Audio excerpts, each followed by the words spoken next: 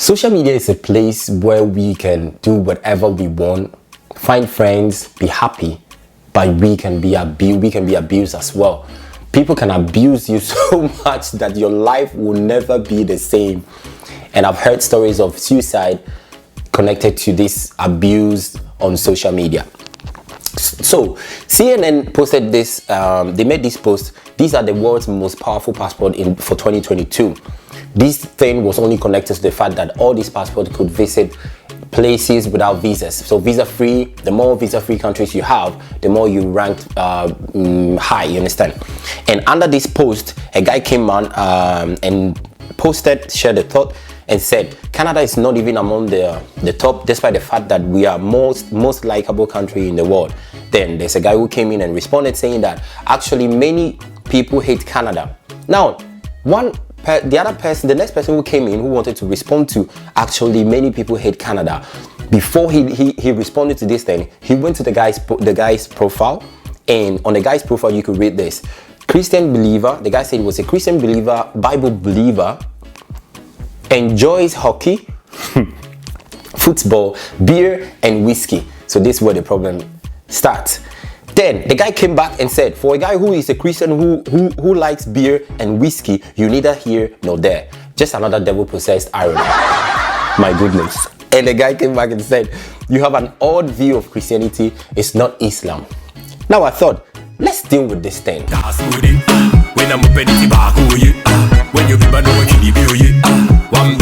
Today's topic is very straight. You can read it down there.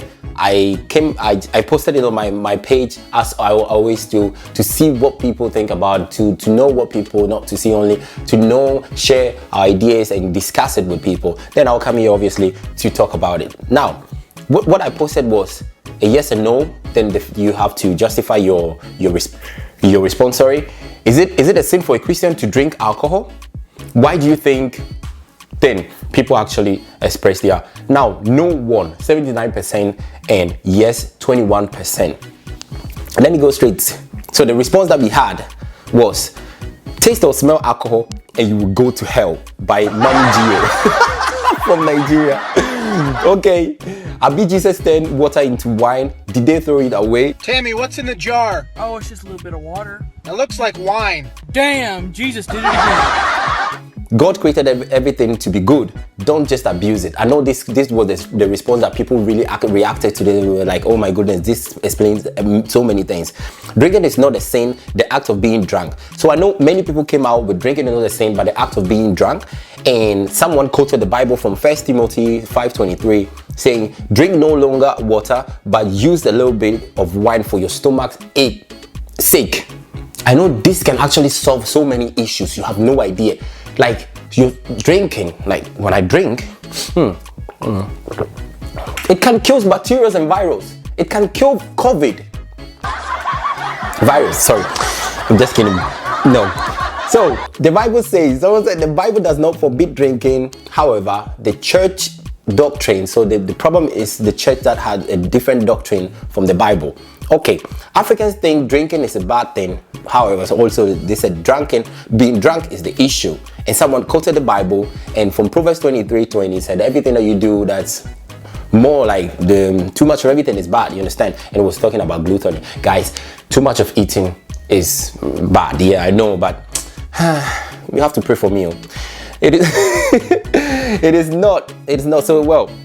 Someone said excess sin, moderate is bay. Excess is sin, moderate is bay. And someone said, I don't think so. And someone said the Spirit of God works differently. It can be sin for someone, no. And I received this from two people. I don't know where they copied it from. Two different people. And said the Bible says that alcohol is a gift from God, but the indulgence leads to sin, as in drinking too much, abusing of it as if there was no tomorrow. Bible said you can drink, but don't be drunk. Now, I was in uni, my animal biology teacher explained this thing, and what he said actually, he said before democracy, before presidency and all these parliament laws and everything, we had the church before. So the church was in control and they tried to protect people. So they tried to to plant this kind of fear seed in people. So the seed of fear in people, and what they used to do was, if you do this, it's against. If you do this, it's against. If you do this, against. So many things. This was related to him teaching all these things about pork meat, because pork meat actually reigns in the food science field. You understand? Animal biology.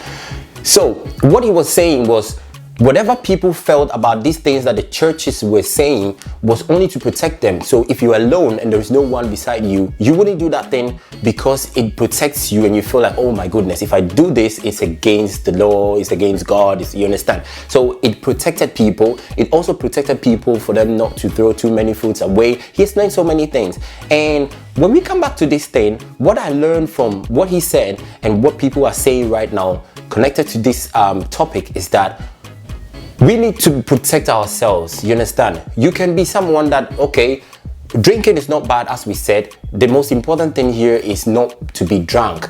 Now, I just did a research to see what is going on the internet, if there has been a study on this thing, or there have been studies about this story. And I learned that 80%, more than 80% of people that were used to drink for pleasure tend to be addicted.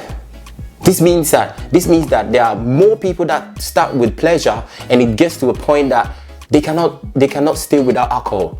Yeah, booty, like drink a little bit before I eat, drink a little bit before I eat, then it turns to be, you understand?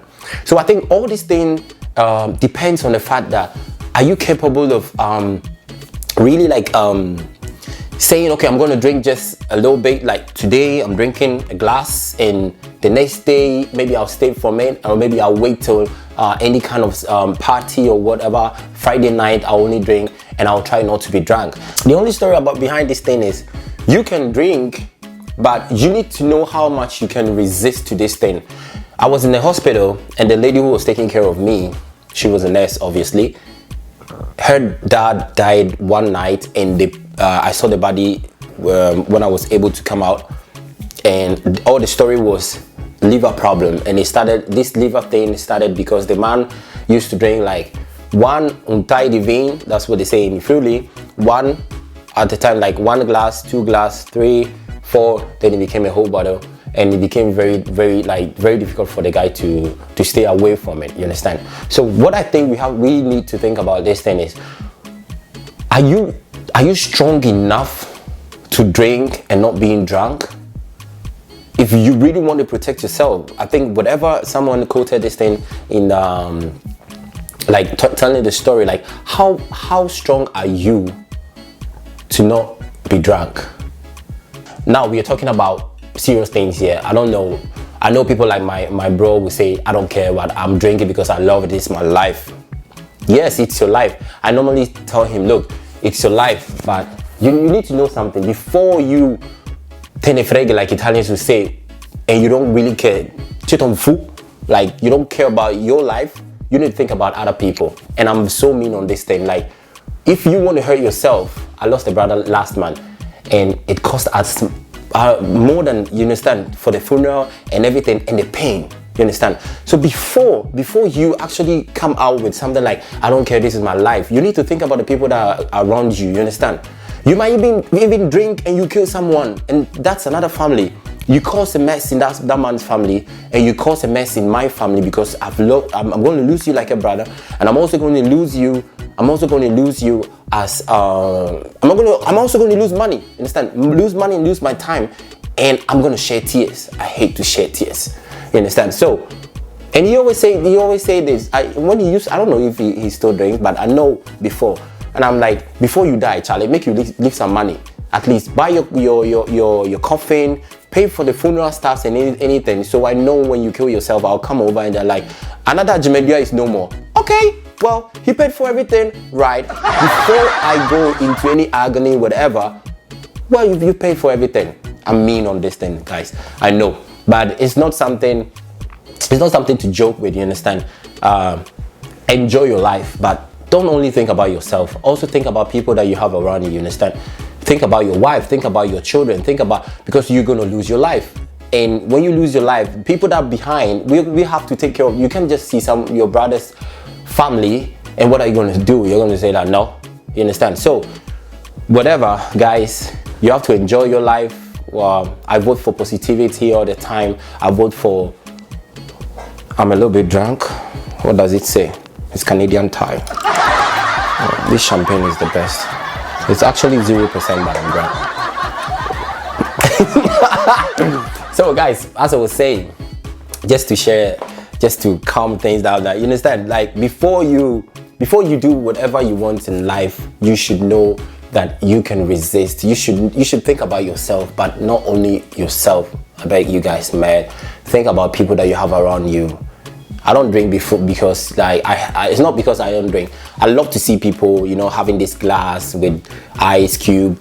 I tried it, but my body, my nose, my whatever it is maybe my spirit don't like. You know, like alcohol, you don't like anything. So I just chill, write some music and share it with you guys. Guys, thank you for watching the video. In short, take care of yourselves, drink less, and have fun. Don't drink. Drink. Do what you want. Bye. Yariwa manaka